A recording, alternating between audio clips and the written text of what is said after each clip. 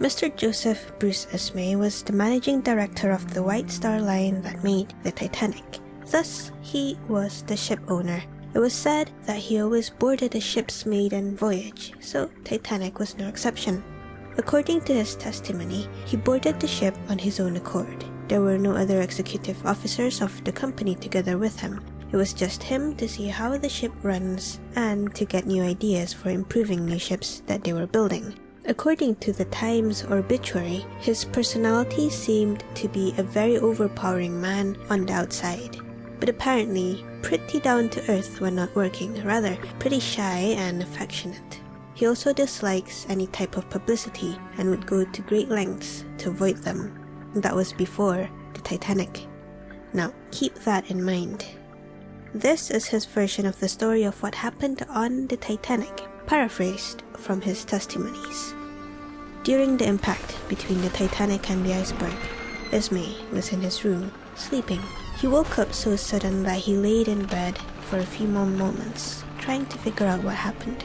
Eventually he got up, walked along the passageway and met one of the stewards. He asked what had happened, but the steward was unsure, so he went back to his room, got his coat and went up on the bridge. There he saw Captain Smith and asked him what happened, to which he was answered that they have struck ice. Hearing this, he asked if the ship was seriously damaged, and from the captain, the answer was yes. He then went down below and met the chief engineer, who also had the same news, but thought that the pumps would keep her afloat. Well, little did he know. Ismay said that he went back to the starboard deck. He assisted in getting the boats out and in putting the women and children into the boats as best he could. He was on the deck, helping, until he boarded the collapsible lifeboat, which he believed to be the last boat to leave the ship. From his point of view, what he saw was that there was only one lifeboat left. The boat was not filled to its full capacity and yet it was being lowered. So he jumped on it without anyone's orders, because he knew Titanic couldn't be saved anymore. Thus, during the ship's final moments, he didn't look at it. Rather, he turned away, unable to watch his creation vanish beneath the waves. Apparently in Carpathia, he never even stepped out of the room he was given until they get to New York.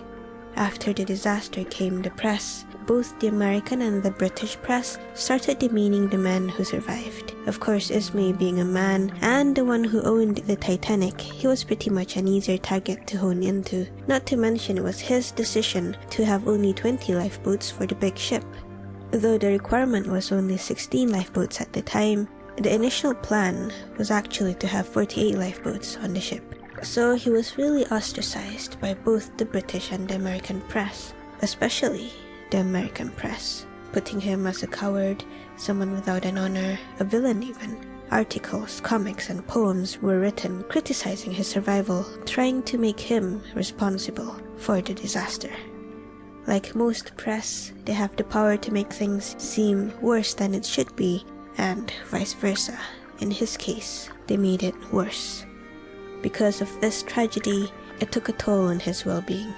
His family was very sensitive about this incident that his wife banned any mention of Titanic in the household. He couldn't even talk about it, that it ate away at him emotionally. He became a recluse. Even so, he was still a rich man. He managed to live for another 24 years after the Titanic went down, surviving, yet not really living his life.